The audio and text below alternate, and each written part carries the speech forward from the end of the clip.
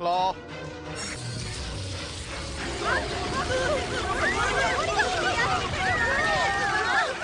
சரி, உங்கள யார் அந்த மர்மமான சிலந்தி மனிதன்னு சொல்லுங்க.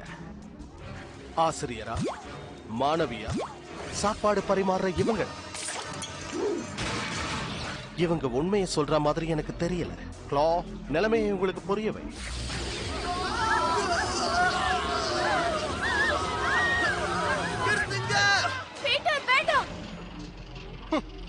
கண்டிப்பா இவன் ஸ்பைடர்மேன் கிடையாது.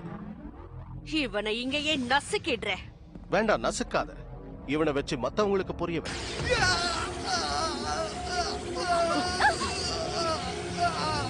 இதை நிறுத்துங்க, நான் சொல்லிடுறேன்.